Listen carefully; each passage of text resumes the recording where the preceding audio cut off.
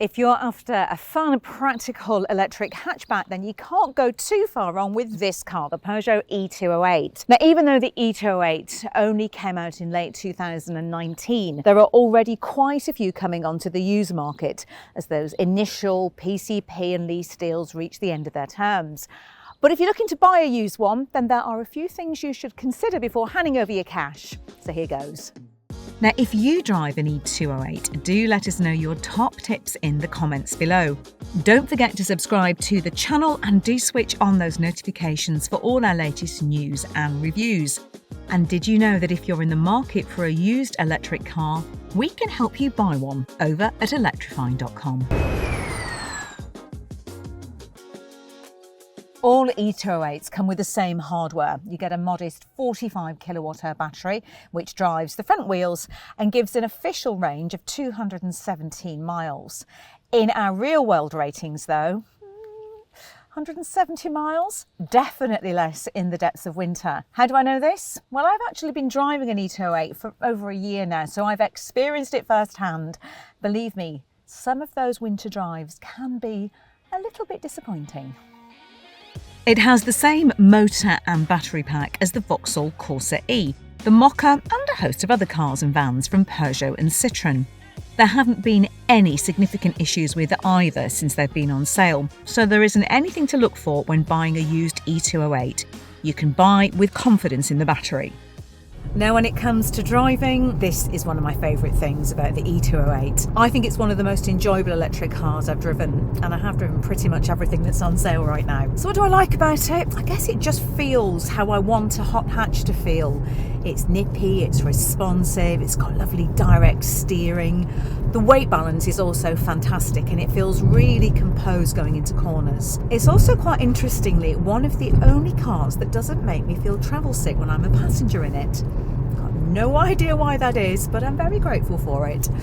So what I normally do is drive this car in B mode. So you put it into B mode just down here on the gear selector, and that basically puts it into maximum regeneration. It allows you to use the accelerator both to speed up and slow down in a kind of one pedal style. And I managed to do the majority of my driving just using this system. So look, there you go, just gradually slowing down, and then when I want to speed up again, back down onto the accelerator. It's something I really like. I mean, all in all, I do really enjoy driving this car, and I don't think you'll be disappointed by it. Now, you should consider the model you were buying though, because the new ones do have updates that might be important to you. The latest 2022 versions of the e208 were given a better heat pump, for example, which means you use less of the battery power to warm the interior in cold weather. Now, the newer version also has a very slightly different gear ratio and tyres to make it more efficient. It gets up to 17 miles more range than the launch versions do. Now, these 2022 e208 models are, of course, pretty hard to find on the used market right now, as it's maybe an ex-demonstrator model, and they will, of course, cost more. So if these updates aren't really important to you, I'm not sure 17 miles of range makes a massive difference. Well then, if not, you're going to have a lot more to choose from. So this car is, of course, the electric version of the 208, which is still on sale. And one thing you really will notice about this is that it doesn't try to look particularly electrified. It's a handsome, small hatchback, has a few E badges and a slightly different grille. And I think overall that's great. You know, I like the idea that you can just have petrol, diesel or electric. It makes it quite easy for buyers. One thing I would say though is that I do wish there was a little bit more electric information in here. I can see the range on the digital display in front of me, but I can't see things like the efficiency. You also have to go sort of stabbing around trying to get the charging information. And again, there's not a huge amount there, even if you do go looking for it. I think the next version comes out, that's something that I'd like to see. But it could well be that you're not as bothered about that as me, and really all you do want to know is how much range you've got to help you plan your charging. If that's the case, then you'll have no complaints. After that, it depends on what level of trim and accessories you think you really need. The entry-level active model is a sort of Spanish holiday hire car spec and has 16-inch steel wheels. Step up to Allure and you get alloys, leather effect seat trim and a funky digital cockpit. GT line models are one of the poshest with bigger wheels, full LED headlights and a black roof. And finally, the top spec GT models get adaptive cruise control, Alcantara trim, and a larger touchscreen infotainment system. Personally, I'd go for a GT line for preference. It offers a good mix of kit for the money. Now, it's worth noting that whilst all e208s come with 100 kilowatt DC charging as standard, which gives 10 to 80% charge in around half an hour, the speedier 11 kilowatt AC charge was an option. So the ones that you'll get will probably have the 7.4 kilowatt, which was fitted as standard. So if that faster AC charging is important to you, do check that out when you're looking through the options list. The other thing to remember is that whilst of course you get the standard charging cable with the car, the good old 3-pin granny charger was an option. So again, owners might not have spec'd that. So once again, if that's something that's important to you, make sure you really pour through the options list. So inside, one thing to be aware of, some taller drivers do complain that this information screen gets hidden behind the steering wheel and that some of the ergonomics feel a bit off. Now, I've never had a problem with that, but then it's not often that I get called tall at 5'4". What I do really like though is the digital dials and also the infotainment touchscreen. It's good resolution, quite easy to navigate. But what does drive me mad is that while it syncs to both CarPlay and Android Auto, it constantly drops out, which is really irritating if you're using it for directions. And sadly, it doesn't seem to work any better if you plug it into either the USB or USB-C points rather than using Bluetooth. In fact, this is a problem that we see across all the cars from the group, and it is something that does really irritate the whole team. I'd also add that the DAB radio signal is also pretty poor.